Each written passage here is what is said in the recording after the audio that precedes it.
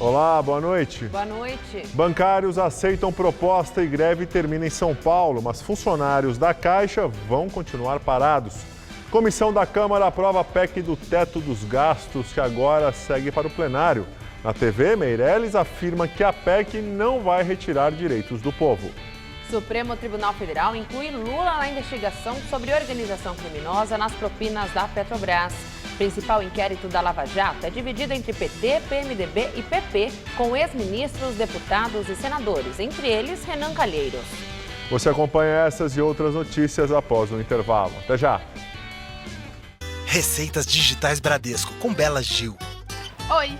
Se para você já é natural fazer tudo pela internet, computador, celular, o Bradesco tem uma receita incrível para você. Atendimento à moda digital, tudo online. Você pode falar com seu gerente em horário estendido, tirar dúvidas com consultores de investimentos, sem precisar sair de casa. Tudo à moda digital. Experimente! Bradesco, digital ao seu gosto. Quem tem paixão por comunicação sabe muito bem qual faculdade escolher. Aquela que prioriza a formação ética e humanística, sem deixar de lado vivência e experiência. Porque não basta estar preparado para o mercado. É preciso estar pronto para a vida. Se você quer se formar e transformar o mundo, faça Casper Libero. Vestibular 2017. Inscrições abertas. Faculdade Casper Libero. Paixão por comunicação. Hoje no Todo Seu tem dicas imperdíveis no Conselheiro Sentimental. E ainda tem muitas curiosidades. Eu vou bater um papo com o maior colecionador de gibis do Brasil e descobrir como as guerras ajudaram na evolução da medicina. Todo Seu, hoje, 10h30 da noite. Isso é imperdível, vem que eu estou te esperando.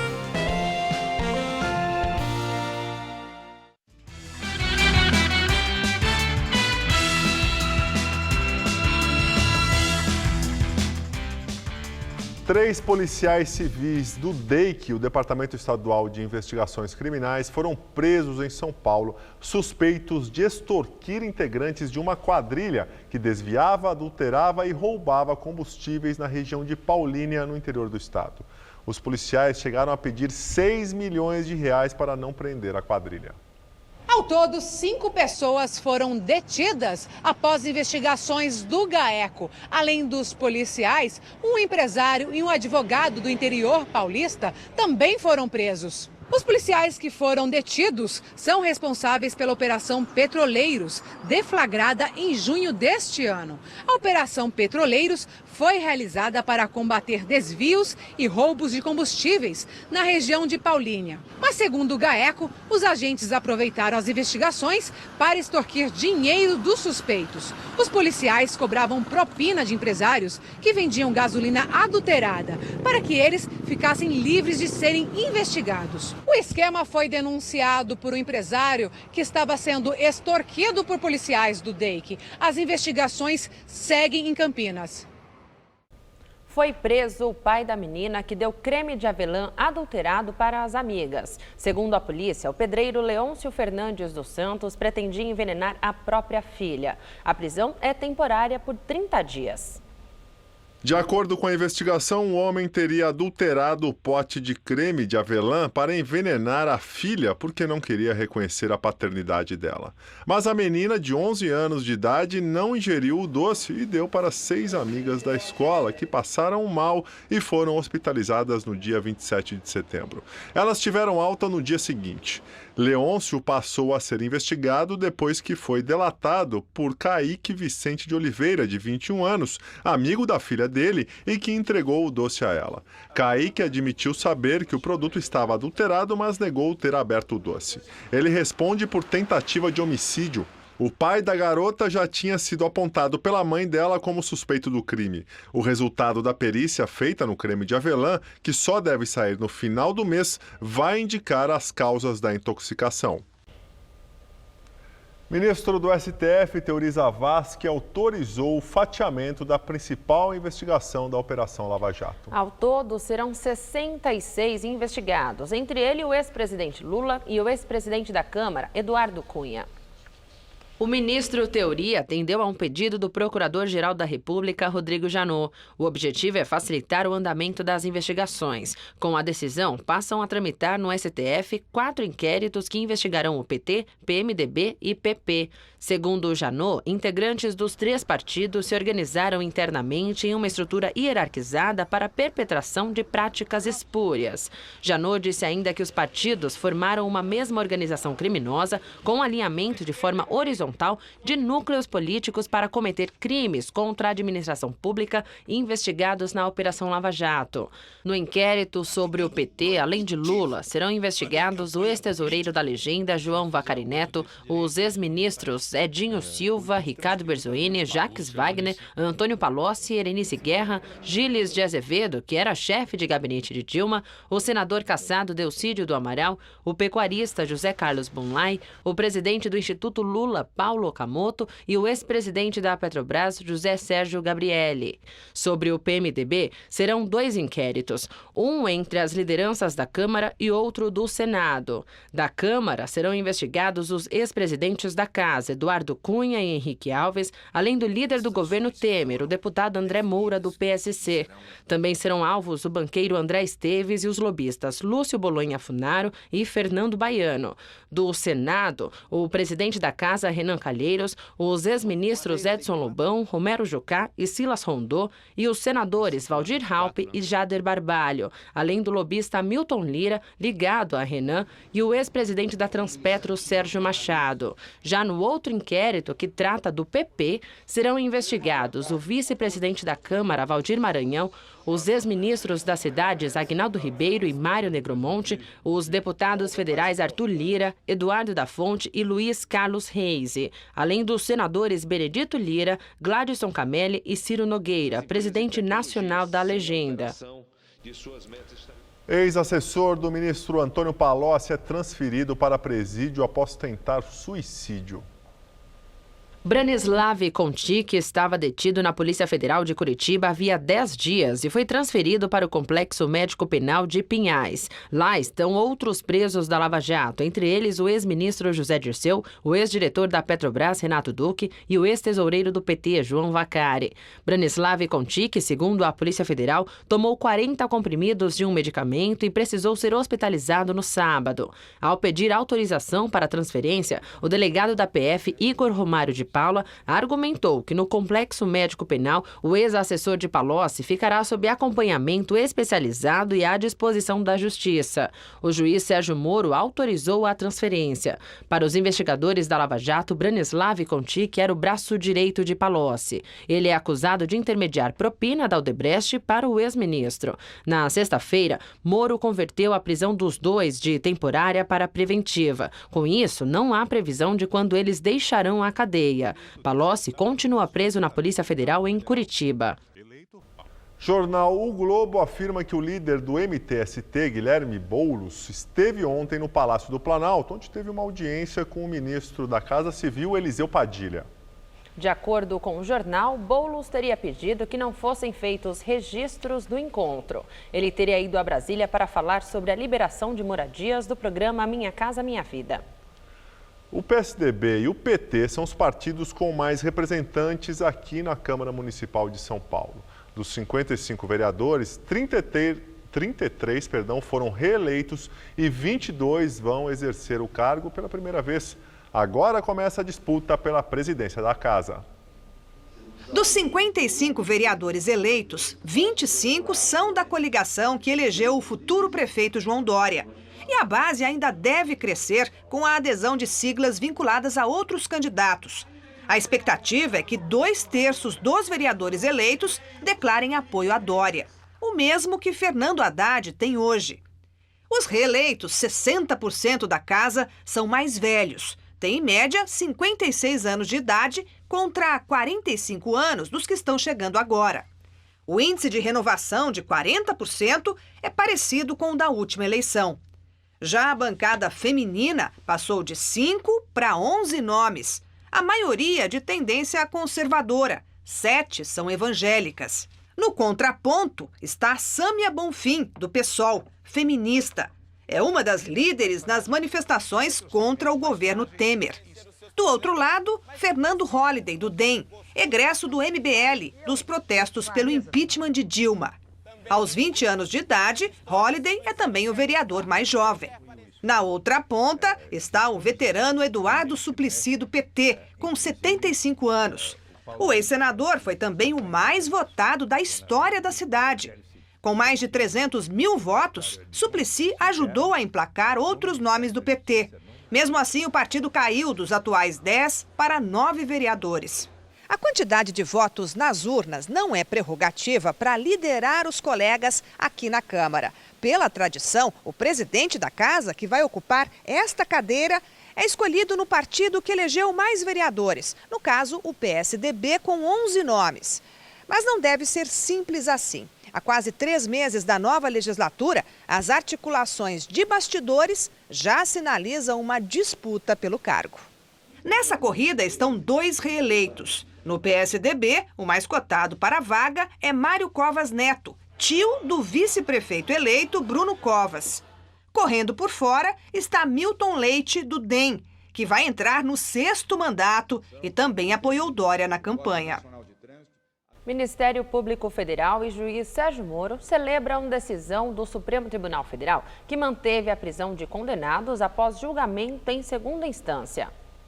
Ontem, por 6-5, o STF decidiu manter entendimento definido pela própria Corte em fevereiro. Com a decisão, uma pessoa condenada por um Tribunal de Justiça estadual ou por um Tribunal Regional Federal pode ir para a prisão antes de se esgotarem todos os recursos. Para os investigadores da Lava Jato, a prisão em segunda instância é importante para a democracia e um marco em relação aos réus de colarinho branco. Em nota, a Força Tarefa afirmou que a decisão respeita os direitos fundamentais não só dos réus, mas também das vítimas e da sociedade. O juiz Sérgio Moro disse também em nota que a decisão mostra que não somos uma sociedade de castas e que mesmo crimes cometidos por poderosos encontrarão uma resposta na justiça criminal.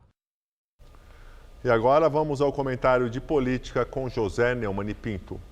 Por 6-5, o Supremo Tribunal Federal comprovou que o uso do nome da deusa Minerva no voto que o presidente decide em empates no tribunal foi adequado. É a deusa da sabedoria.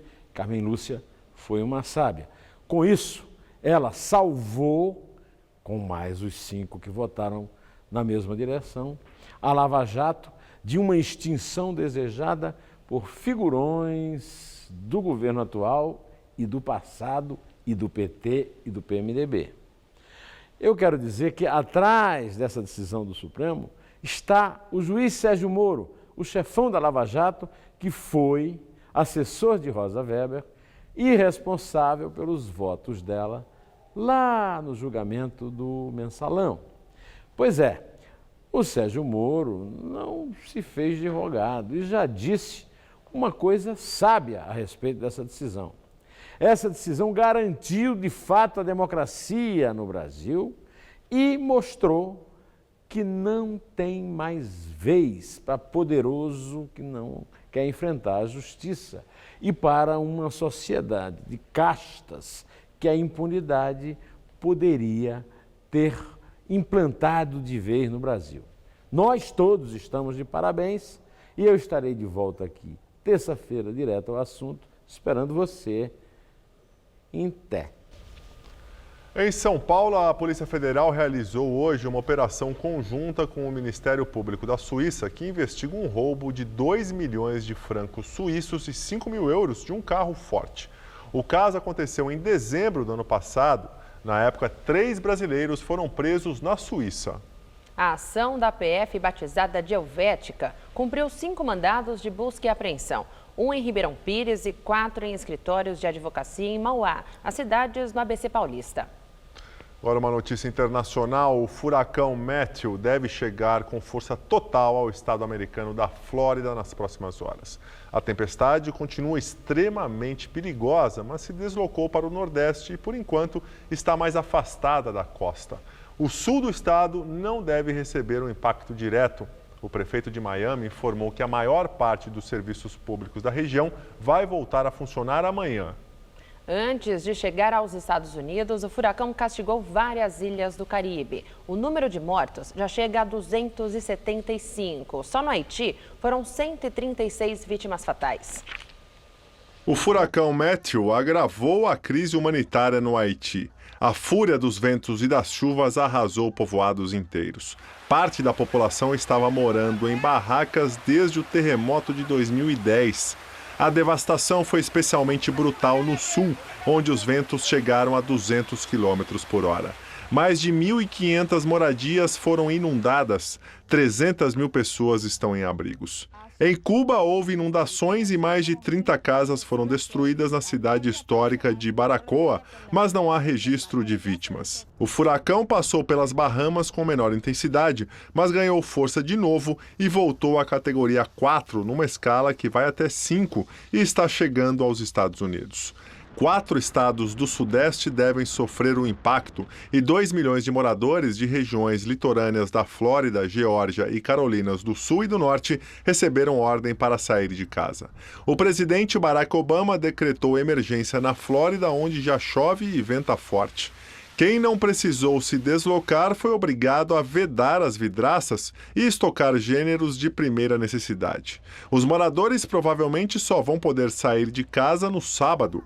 Escolas, comércio e transportes públicos estão paralisados. Os parques de Orlando estão fechados. 2.800 voos foram cancelados até sexta-feira. Aqui em São Paulo, o dia abafado resultou em chuvas e houve até queda de granizo em Guarulhos e também na Baixada Santista. Mas essa chuva já perdeu força, mas ainda pode voltar durante a madrugada. Vamos aos detalhes da previsão com Mariana Armentano.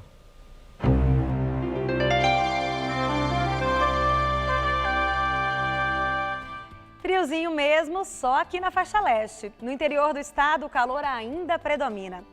É que a massa de ar seco avança, mantendo o tempo firme e ensolarado em quase todas as regiões paulistas. Apesar da ligeira queda nas temperaturas, ainda faz calor. A máxima chega aos 27 graus em Marília e aos 29 em Presidente Prudente. Já aqui na faixa leste, por causa da influência do vento frio e úmido que sopra do mar, a temperatura volta a cair. Em Sorocaba, não vai fazer mais que 22 graus amanhã à tarde. Para a capital, o dia também promete ser mais fresquinho e teremos no máximo uma garoa pela manhã. Nessa madrugada, mínima de 12 e máxima amanhã à tarde de 20 graus. No sábado, a névoa da manhã se dissipa rapidamente e o sol volta a predominar. A máxima vai aos 27 graus. E aí, no domingo, o tempo muda de novo por causa da passagem de uma frente fria e as temperaturas ficam entre 14 e 22 graus. Saques de recursos da caderneta de poupança superaram os depósitos em 50 bilhões e 500 milhões de reais de janeiro a setembro deste ano.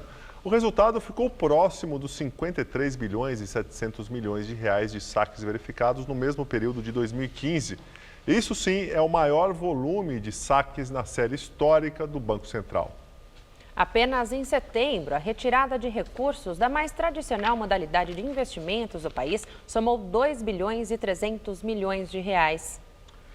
Comissão especial da Câmara dos Deputados aprova a proposta de emenda à Constituição que cria um teto para gastos públicos. Por 23 votos a favor e 7 contra, o texto base do parecer do relator, o deputado Darcísio Peronde, do PMDB, foi aprovado. Pela proposta, os gastos da União só vão poder crescer conforme a inflação do ano anterior.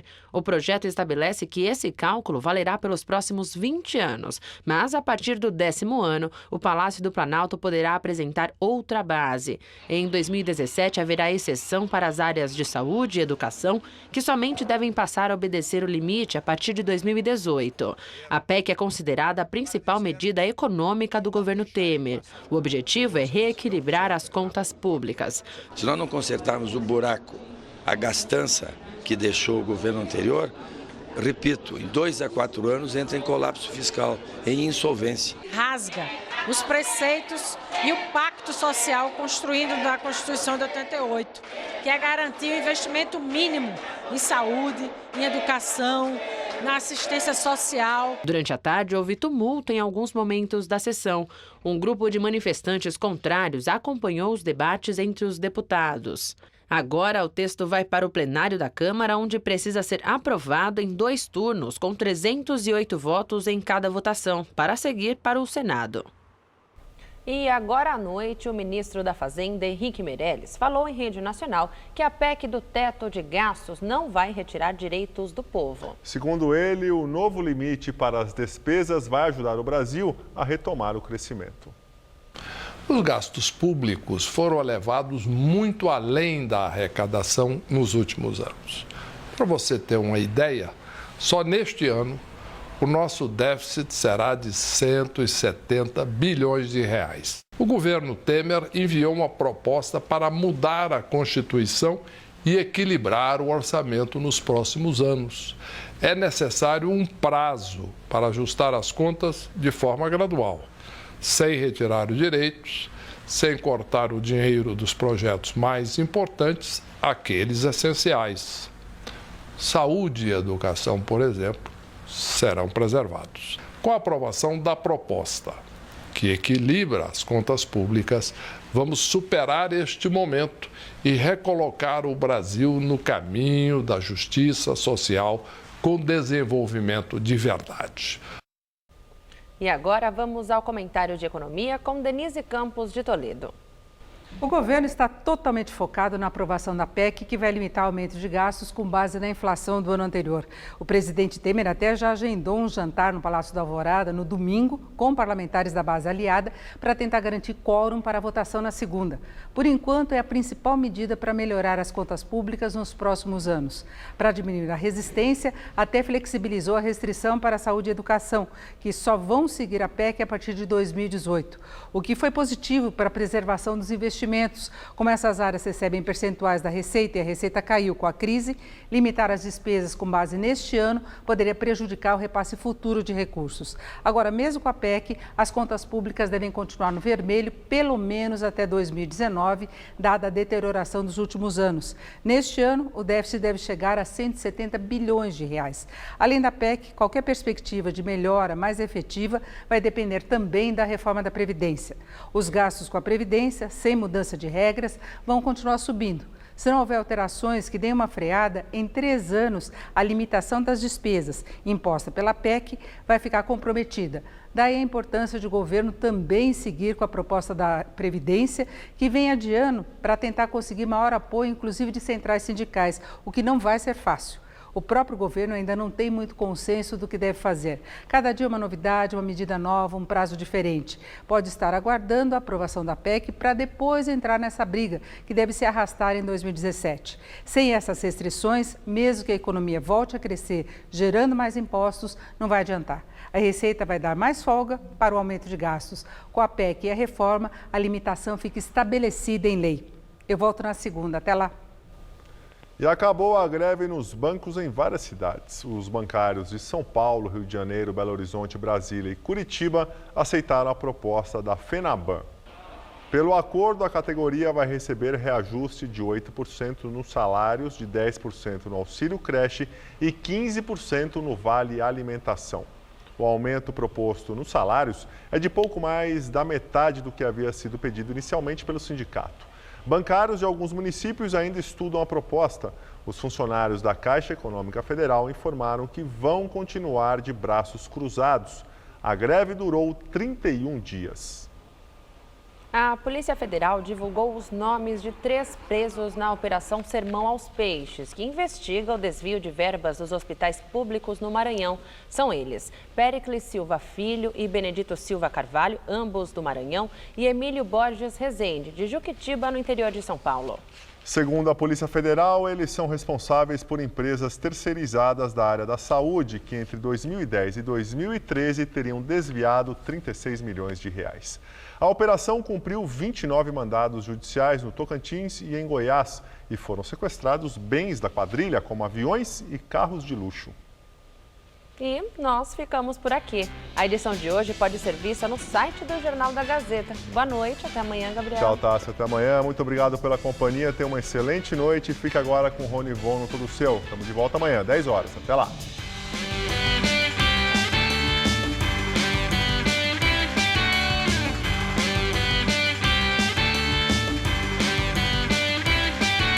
Conheça um espaço especializado em coxinhas com Hoje Tem. Daqui a pouco, 11h30 da noite. Assista agora, todo seu.